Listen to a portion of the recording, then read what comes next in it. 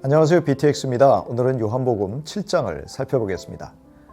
예수님은 당신을 미워하여 죽이려 하는 사람들을 피해서 남쪽 지방이 아닌 북쪽 갈릴리에서 주로 활동하셨습니다. 예수님의 형제들은 큰 형님인 예수님을 메시아로 믿지 않으면서도 예수님이 남쪽 유대 지방으로 가셔서 좀 더 큰 영향을 끼치는 유명 인사가 되기를 바란 것 같습니다. 그러나 예수님은 일부러 숨어 지내는 것처럼 보일지라도 당신이 지상에서 이루어야 할 가장 중요한 사역인 대속의 죽음을 염두에 두고 조심스럽게 행동하고 계셨던 것이지요. 세상의 미움과 상관없는 동생들과 달리 예수님은 계속해서 세상을 악하다고 증언하시는 선지자로서 세상의 미움을 받고 세상과 갈등을 빚을 수밖에 없으셨습니다. 그러나 형제들 혹은 제자들조차 예수님의 이런 의도를 알 수 없었을 것입니다. 동생들을 먼저 예루살렘으로 보내신 예수님은 초막절 중간에 모습을 드러내시고 성전에서 가르치실 때 많은 사람들이 예수님의 가르침에 매우 놀랐습니다. 그것은 예수님이 공인된 랍비 양성 교육기관에서 학식이 높은 랍비들의 교육을 받지 않았음에도 높은 학식을 갖고 있었기 때문입니다.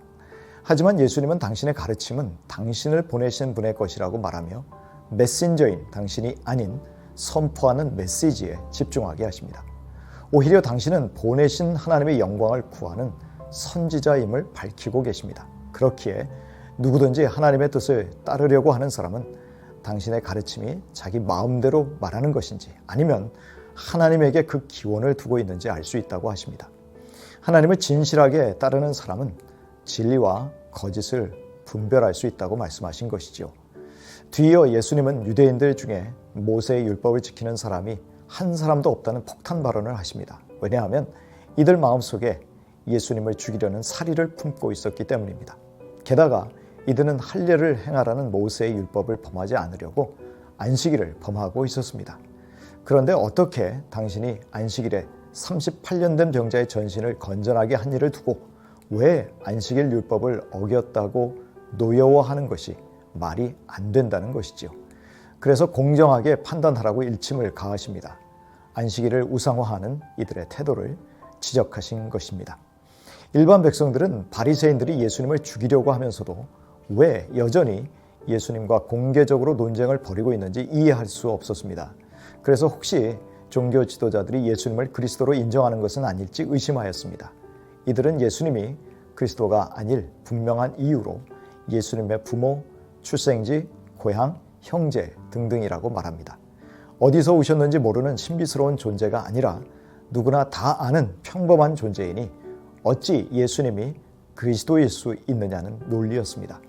이들은 그리스도가 어디서 오셨는지 몰라야 한다는 확신이 있었는데 그것은 이들이 관련 성경 구절에 대하여 잘못 해석하고 있었기 때문입니다. 그러나 구약 성경의 예언은 분명히 메시아의 출생지, 동정녀 탄생, 다윗의 자손이라는 명백한 기록들을 주었습니다. 그러니 이들이 좀 더 진지하고 열정적인 태도로 그 증거들을 찾았다면 찾을 수 있었을 것입니다. 그러자 예수님은 당신이 자기 마음대로 이 땅에 오신 것이 아니라 참되신 하나님이 보내서 오셨다고 하십니다. 예수님은 당신의 기원이 하나님이심을 분명히 하신 것입니다. 믿지 않는 자들은 예수님을 체포하고 싶어 했지만 많은 사람들은 예수님이 행하신 많은 표적들을 보면서 예수님을 믿었습니다. 예수님은 유대인들에게 얼마 후 당신을 보내신 분에게 다시 돌아가겠다고 말씀하십니다. 그곳은 사람들이 오지도 찾지도 못할 곳이라고 하십니다. 이것은 예수님의 죽음, 부활, 승천을 예언하신 것이었지만 사람들은 이 말씀을 이해하지 못했습니다. 이들은 단지 이 지상의 어느 곳 그리고 예수님이 혹시 자살하려는지 정도로 밖에는 생각을 못했습니다. 예수님은 초막절의 끝날에 목마른 자들이 당신에게 와서 마시라고 초청하십니다. 예수님을 믿는 자는 성령을 받고 그 배에서 생수의 강이 흘러나오리라고 하십니다.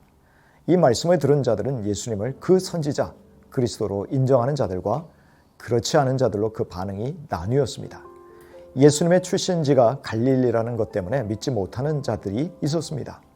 예수님이 다윗의 후손이기는 하지만 베들레헴에서 태어난 것을 몰랐기 때문입니다. 무식, 무지가 불신으로 이어지는 장면이기도 합니다. 믿는 자들이 많아지자 위협을 느낀 대제사장들과 바리새파 사람들은 예수님을 체포하려고 성전 경비병들을 파견하였습니다. 하지만 이들은 예수님을 체포할 수 없었는데 그 이유가 예수님의 강력한 가르침 때문이었습니다. 이들은 자기들의 상전의 명령을 어길 정도로 예수님의 말씀에 깊이 감화를 받고 있었습니다. 하지만 바리새인들은 예수님의 말씀에 영향을 받는 사람들을 율법의 무지한 자들 혹은 예수님의 가르침에 현혹된 저주받은 자들이라는 막말을 퍼부었습니다. 이때 니고데모는 자기들이 믿은 율법이 그 사람의 말을 듣고 그의 행위를 알아보기도 전에 심판할 수 없는 것이 아니냐고 반론을 제기합니다. 그러자 이들은 니고데모도 갈릴리 출신이냐고 조롱하였습니다. 갈릴리라는 지역에서 선지자가 나올 수 없기에 그들은 예수님의 출신 지역을 보면 모세가 말한 그 선지자일 수 없다고 강력 부인하였습니다. 하지만 이들이 좀 더 진지하게 예수님의 출생에 얽힌 사실들을 조사했다면 이렇게 고집스럽게 우겨대는 말들은 함부로 하지 않았을 것입니다. 예수님은 이스라엘 백성의 광야 생활에 가장 필요했던 물을 배경으로 우리가 영적으로 거듭나서 영생을 누리게 하는 성령을 받으라고 우리를 초청하십니다. 그 물은 바로 그리스도이신 당신이 주실 것이라는 것이죠. 예수님은 선지자 이상이신 메시아요, 하나님으로서 구원의 자리로 우리들을 초청하고 계십니다. 이사야 55장 1절 이하입니다. 너희 모든 목마른 사람들아 어서 물로 나오너라. 돈이 없는 사람도 오너라. 너희는 와서 사서 먹되 돈도 내지 말고 값도 지불하지 말고 포도주와 젖을 사거라. 너희는 귀를 기울이고 나에게 와서 들어라. 그러면 너희 영혼이 살 것이다. 사도행전 2장 33절입니다. 하나님께서는 이 예수를 높이 올리셔서 자기의 오른쪽에 앉히셨습니다. 그는 아버지로부터 약속하신 성령을 받아서 우리에게 부어 주셨습니다.